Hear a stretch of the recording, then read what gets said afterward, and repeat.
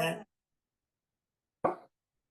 there is a lot going on since we last met, and specifically in Israel with the Israeli targeting of Iran's nuclear capabilities, and then the United States is entering the fray and also targeting with their huge B-2 bombers and bunker busters. That, for those who follow some of the things I send out and write, we've had a number of historic moments just in the last couple of weeks. And then in particular, there was a lot of talk on Sunday morning as what's the religious response. Some of this was also the reaction in other times in the last year and a half.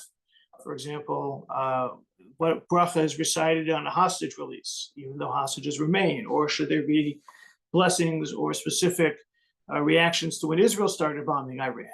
Or what about when the U.S. enters the fray? What are some of the religious reactions? I can't help but thinking about the classic line from Fiddler on the Roof, Rabbi, is there a blessing on the Tsar? And the rabbi responds, of course, may the Lord keep the Tsar far away from us. Right? We, of course, have religious responses to everything, but in particular, what is the reaction in these times?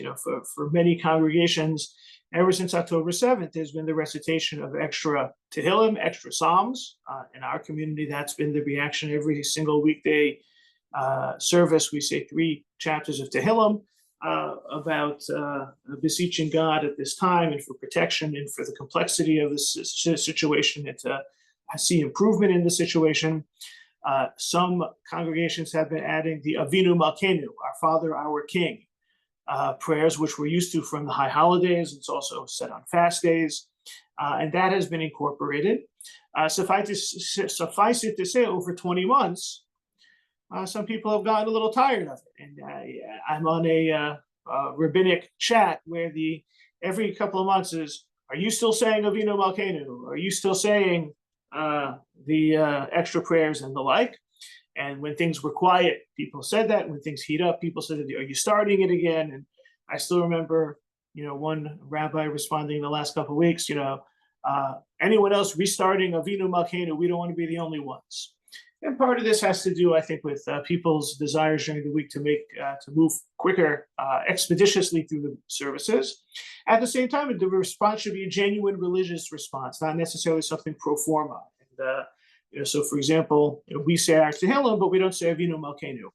Or we introduce the practice on Shabbos morning of if there are Israeli soldiers or civilians killed in action, or murdered by the events of the wars, we say the Av HaRachamim prayer, which is recited on behalf of those who died sanctifying God's name during the First Crusades. We say that prayer out loud together.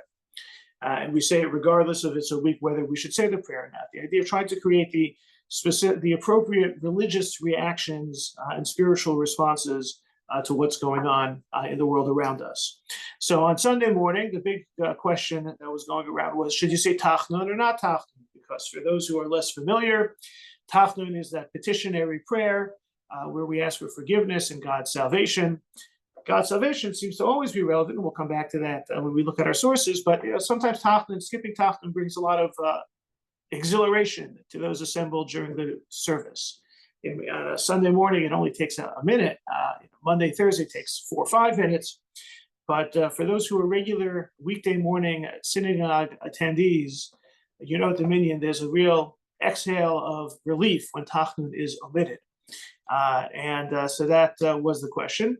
It was very helpful that in Israel, they're 7 hours ahead. So I was able to kind of monitor what was going on in Israel, what they were saying, what they were doing. And we see that part that was impacting the source number 1. So this is our last rip from the headlines. Here's a headline from Sunday. Senior Israeli rabbis after U.S. attack on Iran, Jews should not say Tachnun, say Hallel. 2 leading Israeli rabbis told Jews to make some changes in their daily prayers on Sunday following the U.S. attack on Iran's nuclear sites. Rabbi Shmuel Eliyahu, chief rabbi of Safed, announced that Jews should not say the Tachnun prayer.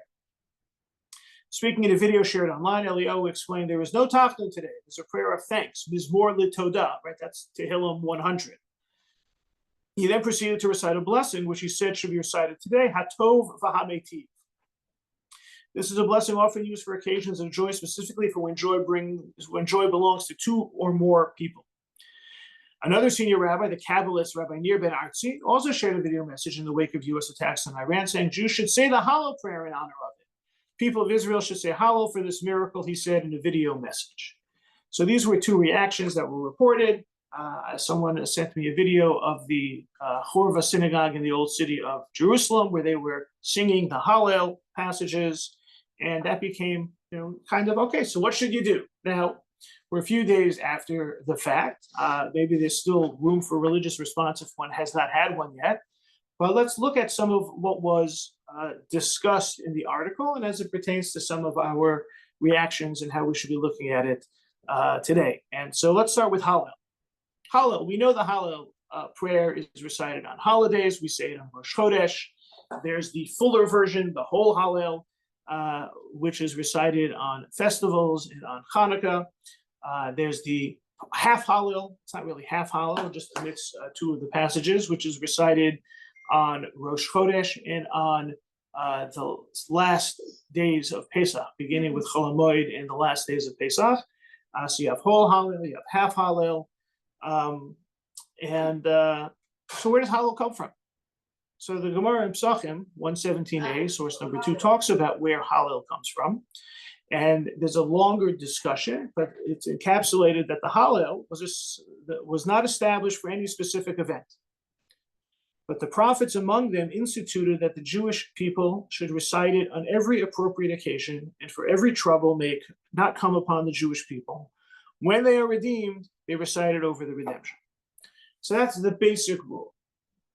Hallel is recited over redemption. There's difficulty, there's redemption, you say Hallel. And one could then say, okay, we have Iranian nuclear threat. The Iranian nuclear threat is mitigated, or maybe it's gone. Now we could say Hallel. But then start the questions. Is it mitigated? Is it gone? When do you say Hallel? Some of you may be thinking, well, what about Yom Ha'atzmaut? What about Yom Yerushalayim, Israel Independence Day, Jerusalem Reunification Day? Some people say it, some people don't. This is a very broad or very vague rule. So the Talmud in Psachim 117 also has additional teachings relating to different parts of Hallel being introduced at different times of Jewish history as being relevant and as being necessary and as being appropriate. Rabbi Yehuda Gilad, the head of Malach Gilboa, who visited JCB a couple of weeks ago, mentioned this on Shabbos morning. The idea that some of those teachings seem to indicate that Hallel is recited at the end of salvation, when things are saved. Other suggestions are when you experience the miracle. Others say, no, even when you are battling against the enemy, it's still an appropriate time, assuming that you're seeing progress in that battle against the enemy, against the oppression, against the danger. You say Hallel. All of these views are found. Then throughout Jewish history, different suggestions have been given. So, for example, Hanukkah, we say the whole Hallel, all 8 days. Is it, the idea of experiencing the miracle of the oil, miracle of the victory, which one, right? That's a question. Or Purim has no Hallel. Well, Purim has no Hallel. The Talmud wonders, why is there no Hallel? There was a danger. Haman wanted to exterminate the Jews. The Jews are saved. Where's the Hallel? So the Talmud gives 3 suggestions. One, there should be Hallel, but we read the Megillah, which is in place of Hallel. A second is that, well, it was a good effort and a nice salvation of the Jews, but there was no independence in that the Jews were still subject to Achashverosh as king.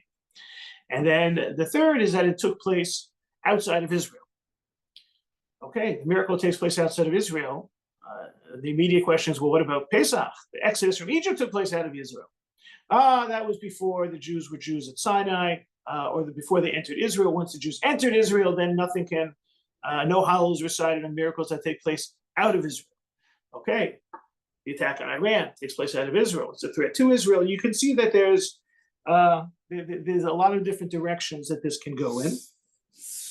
in terms of when to introduce Hallel, when not to introduce Hallel. And it's also further complicated. Shmot Rabbah 23:7, source number 3. Rabbi Yochanan said the angels sought to recite song before the Holy One, blessed be he, on that night that Israel crossed the sea. But the Holy One, blessed be he, did not allow them to do so. He said to them, my legions are in distress, and you are reciting song before me. So this is a famous concept, the idea that the angels wanted to say Hallel during the battle. And usually the punchline that everyone remembers from this is, oh, people died at the miracle of the splitting of the sea, so therefore we can't be fully exclamatory in our praise because people died. That's not exactly what this teaching is about. This teaching is the angels wanted to say Hallel while the Jews were still being threatened, while the salvation was unfolding. And so here we have an idea that's not like source number 2, but you say Hallel after the salvation. You say Hallel when there's progress, but the pushback is that people are dying. So if you want to apply that to our situation, maybe Hallel should be recited. We're seeing progress in our battle, but people are dying, so then you shouldn't say Hallel. Just as an aside, the question of why we only say Hallel, the full Hallel on Pesach on the first day of the holiday, some say it's because of the death that took place to the Egyptians at the sea. But why then do we say only half Hallel and Chol Hamoed? Why only the Yontif days of Pesach at the beginning say full Hallel? And that has to do with another ruling of Hallel, that Hallel is only recited when there's a specific, unique sacrifice. And there's a unique sacrifice on Passover on the first day, but there's no unique sacrifice in the remaining days. So the first day has both the Exodus component and it also has the sacrificial component. So I guess it would be a fulfillment of that Yiddish expression, Alamilis. It has all the advantages in being able to, prompting the recitation of the full Hallel, as opposed to the remainder days of Pesach, which do not. So therefore, it only has the half Hallel. But we see, on the one hand, yes, there's a danger. The danger passes, say Hallel. You have the idea that during the danger, maybe say Hallel. No, until the danger is fully passed, until it's fully joyous, you don't say Hallel. And so, you have, it explains why Rabbi Eliyahu said no Hallel, and Rabbi Ben Arzi said yes Hallel. I'm not aware of anyone saying Hallel with a bracha in relation to this. Look, the idea of the words of Hallel are songs, so there's nothing wrong with saying Tehillim. People say Tehillim every single day. The idea of creating a Hallel recitation every single day at services is frowned upon, because if you say Hallel every day, then nothing is extra special. But it seems that Hallel as a ritual response is more limited. And for the most part, that's why you have such discussion and disagreement about what to do with Yom HaAtzmaut, Yom Yerushalayim, more contemporary situations. At the same time, there's an emotional, spiritual response, and then there's the ritualized communal response. And it seems that the ritualized communal response would not be to introduce a formal Hallel into the news of the bombing of Iran. So that's with regards to Hallel. Any Hallel-related questions?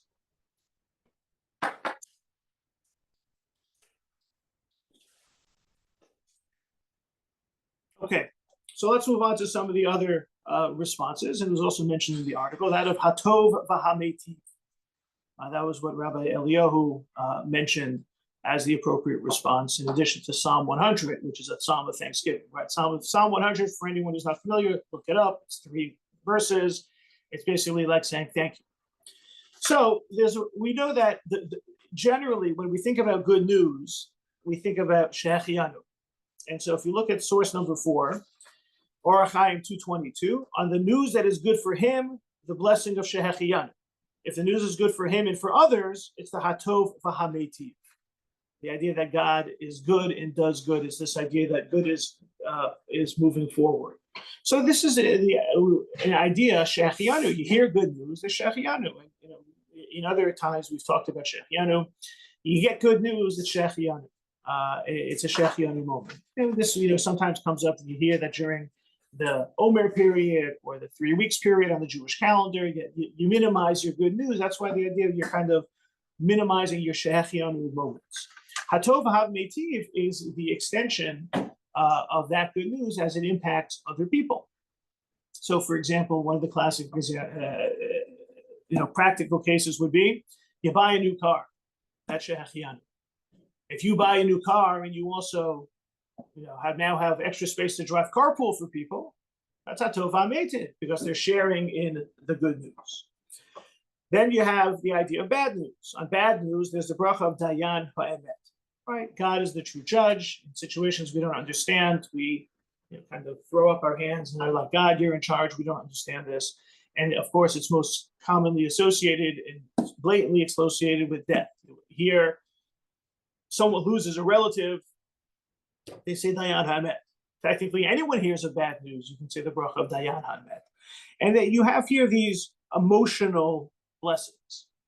And so emotional blessings can be sometimes subjective. And very often, that's why often when you hear bad news, what do people say? They say, Baruch dayan ha'emet. They don't say, Baruch atah Hashem Elokeinu melech haolam dayan ha'emet. That's not a blessing that you often hear recited. If you ever unfortunately lost a relative, sometimes before the funeral begins, the family will come together and they'll recite that blessing fully with God's name. Technically speaking, you hear someone passing, you can say the blessing, dayan ha'emet, with God's name. It's meant to be an expression of how we feel in our relationship with God and recognizing God is in charge and God is part of the good and part of the not good, and it's recited. The hatov ha'meitiv, a blessing, was actually established, as it's stated in the Talmud, with regards to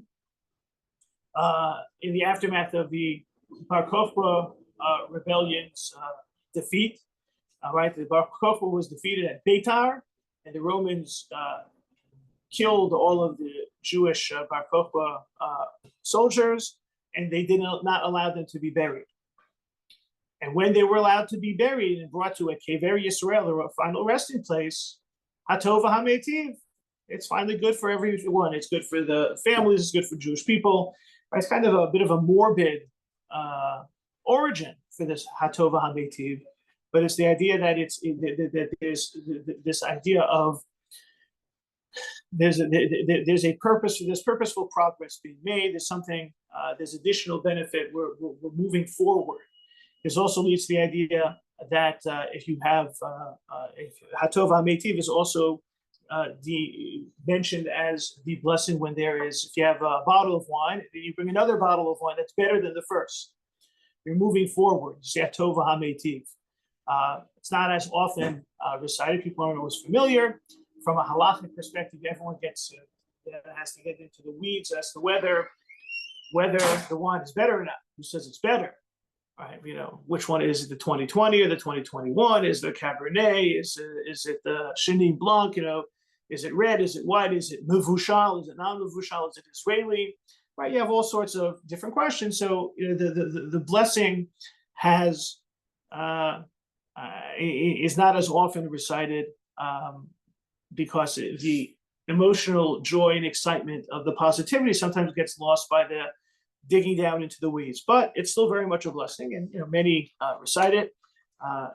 Those of us who know Rabbi Haskell Luxty knows that he is a big fan of hatov ha'meitiv. Anyone who's ever been at a Friday night dinner with him, he'll make an announcement. I now have a better bottle of wine, hatov ha'meitiv.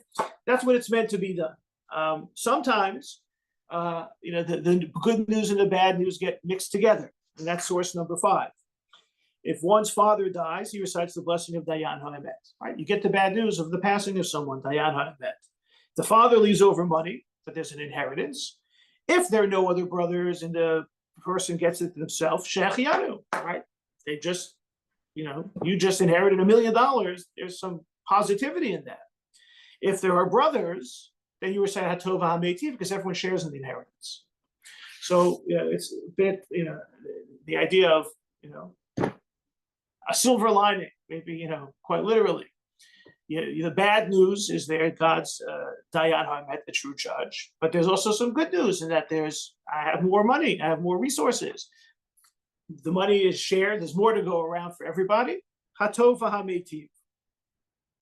So it's clear that these blessings have an emotional component. And the question is, does it have to be unbridled joy? Is it the opportunity? Is it the emotion? Is it a little bit of both, right? There seems to be a technical, someone dies, dayan ha'emet, you earn money, shechianu hatov ha'metiv. One of the cases that comes up that sometimes people use to try and note that if there's a sadness, then the blessings over happiness, shechianu hatov ha'metiv, are mitigated, comes from the practice of bris milah, circumcision. And it's the very common Ashkenazi practice that even though bris is a happy occasion, even bris is a mitzvah that only comes around infrequently, we don't say shechianu.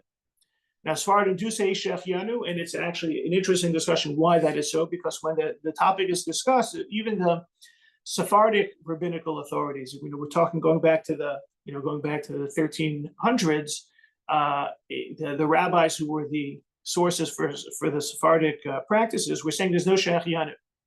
And one of them, in particular, the Rashba, we're going to see another example of the Rashba with our Hatov HaMeitiv bracha in a minute, but the Rashba says, why don't we say shechianu? The Rashba basically was one of the voices that helped produce the Sephardic views.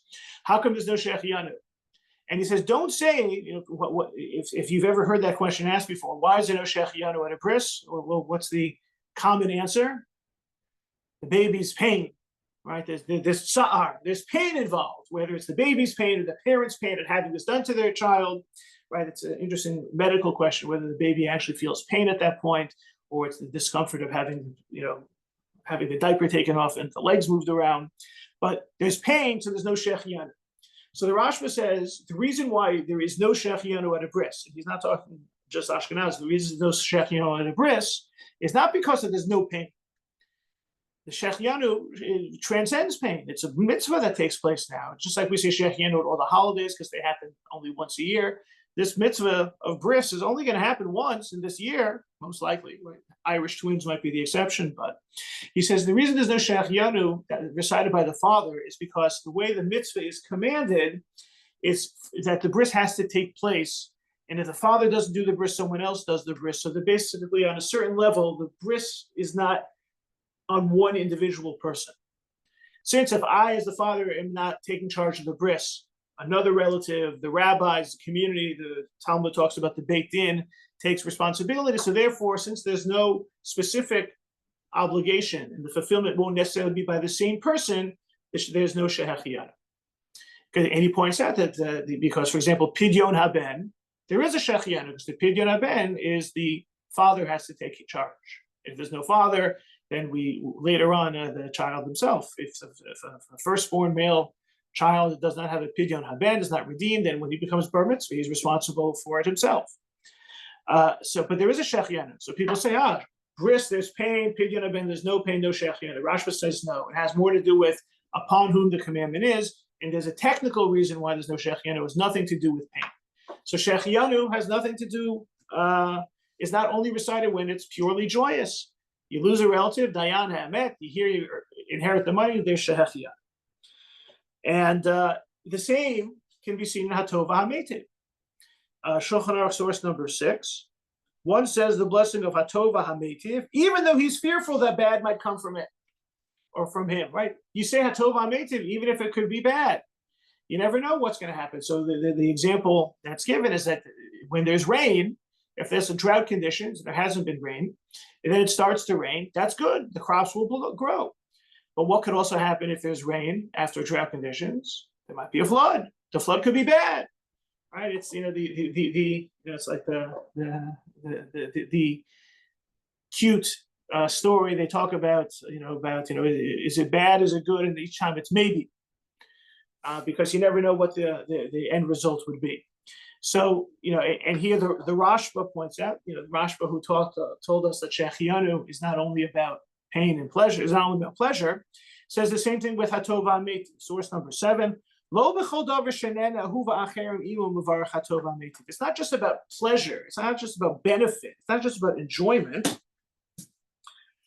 She'im kein afilu akra charati v'recha tova hametiv, because then just on anything new you say hatova hametiv.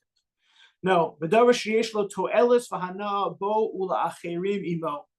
There has to be something that's of benefit to you and other people. There's to'elis, there's purpose and enjoyment, and it can't just be momentary pleasure. He says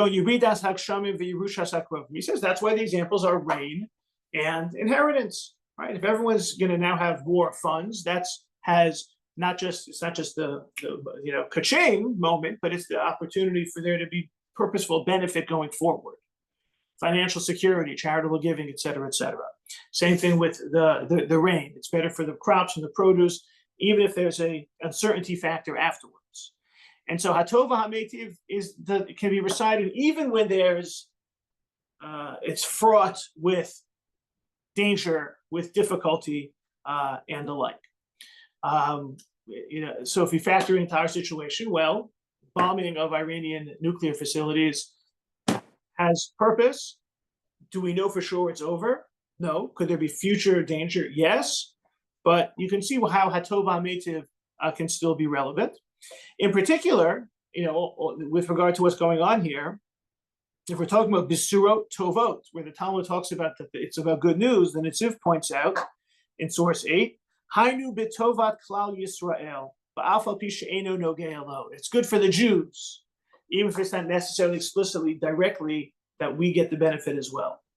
So this idea of the benefit of Klal Yisrael, this is good for the Jews of Israel, it's good for Klal Yisrael, it can be recited. Right? It's kind of, what does it do for me that a bomb gets dropped on the Iranian nuclear facility? No, it's good news. It means the Jews of Israel will be safer. It could mean there could be more war. Thankfully, it seems that things might be drawing to a conclusion, these hostilities, hopefully leading to something positive. That's a hatov v'hametiv moment. And so, that's why this is the thinking behind the hatov v'hametiv. It's an emotional expression, but one that comes with solid backing that this is good news, even if it's not absolutely good news, even if it might be reversed, even if there might be setbacks, there's still the bracha of hatov v'hametiv. That explains Rabbi Shmuel Eliyahu's rationale. And that's why many others also felt that Hatov HaMeitiv is a blessing that should be recited. If you haven't said it yet, you can still say it now, the bracha of Hatov HaMeitiv.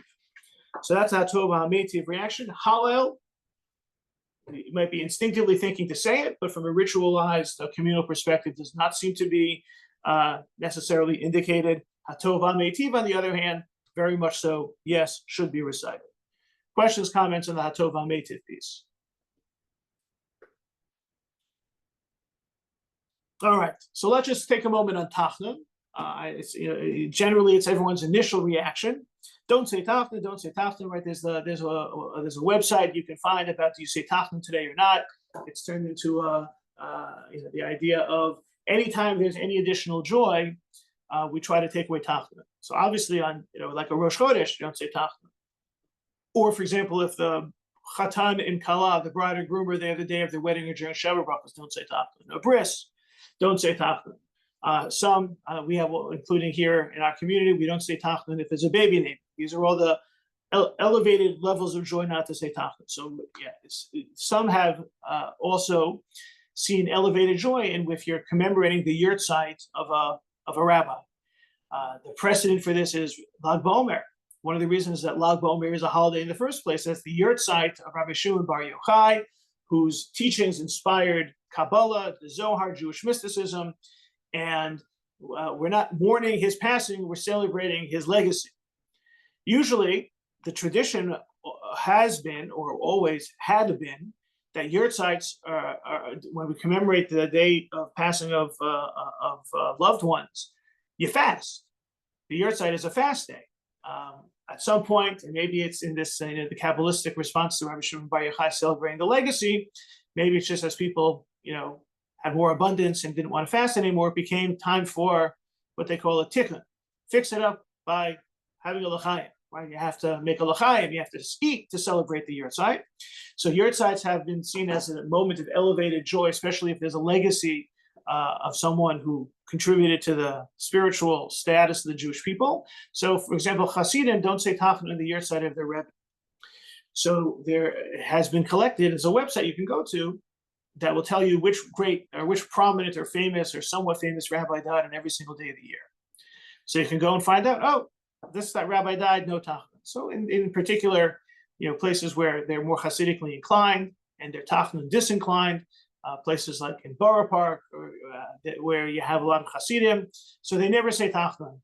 Certainly not in Mincha. They always find a reason not to say tachnun, which leads to the humorous story about one day they found that there was no rabbi who passed away on this date on the Jewish calendar. It looked like they'd have to say tachnun until one very wise member said, "Wait a second! A day in the Jewish calendar that no great rabbi died? That's a reason not to say tachnun." So they were able not to say tachnun. When Rabbi Yosef Tzvi Rimon, who put out an article on Sunday after the bombing, U.S. attack on the Iranian nuclear sites, said, "Ro'ois lomar tachnun." You should say tachnun. Shari anashim rabba dainin soin b'tzara. There are plenty of people still facing difficulty. Uzkukim l'tchina shelanu. They can use our petition. Right, tachnun is petition. Right, we should add our voices of petition, especially for those who are in difficult straits. Right? The hostages are still being held. There are people in safe rooms. There are people who are wounded.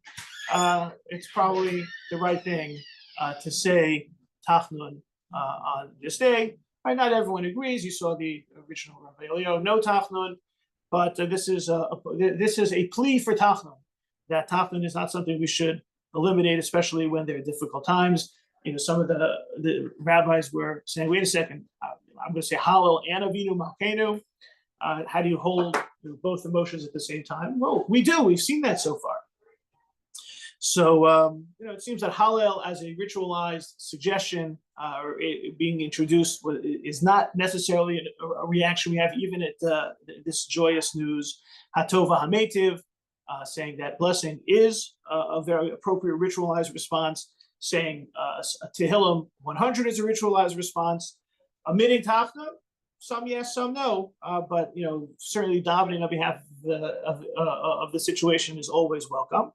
The Rav Rimon mentioned another piece relating to the Nishmat prayer. The Nishmat prayer is something that we say on Shabbos and Yom Tov. It's an extended conclusion to the Psukei de Zimra, the verses of praise and thanksgiving that we have every single morning.